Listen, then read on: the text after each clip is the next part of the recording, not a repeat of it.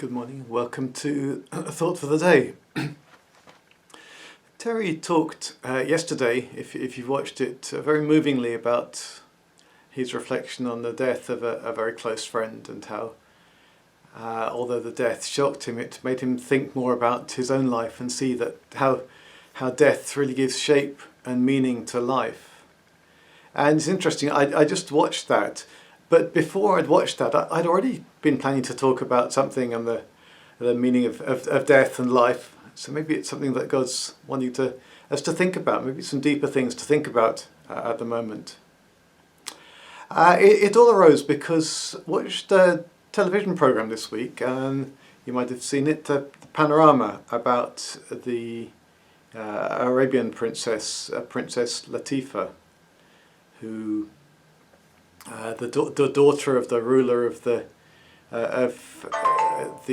UAE, Dubai, who tried to get away from that family, tried to get away, and was effectively kidnapped by her father's forces, held in solitary confinement.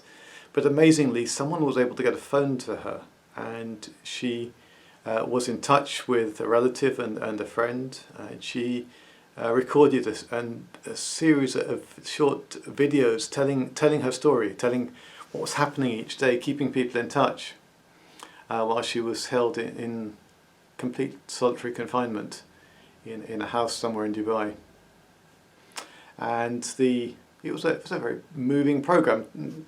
We haven't had a TV for long, various reasons, but so I'm not maybe not used to quite how powerful television is, but it told her story. We were able to watch the videos. We were able to meet her friends and the relative who was concerned about her.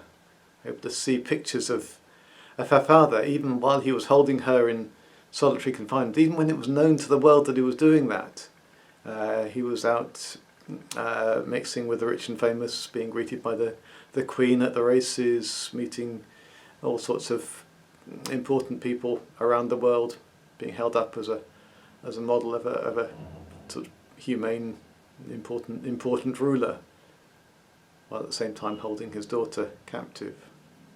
It was a powerful program, but the most powerful bit really came at the end, when they recounted how these phone messages 3 months ago had stopped, and now no one knows where she is or how she is. Don't know whether she's alive or not. Don't know what conditions she's being held. Don't know what repercussions there were from them discovering that she had a phone. We don't know any of that. Maybe we, her friends, fear for the worst.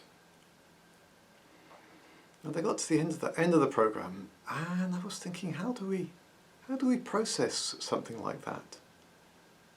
We long, don't we, for a happy ending. We long to hear that in the end the pressure around the world for her release was heard, and her father relented, and somehow she was able to get out. And we long for that final interview where she is free and able to talk freely about her experiences and her hopes for the future. But there wasn't.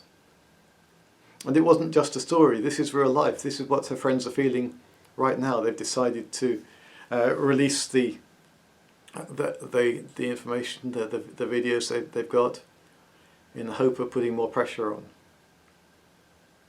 And it's real life. We don't know. How do we make sense of that?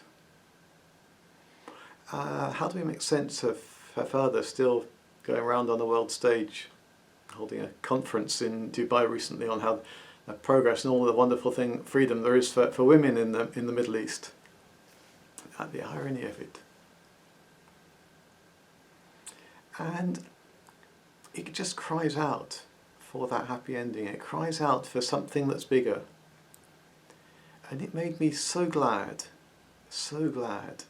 that I know a God who is a God of justice.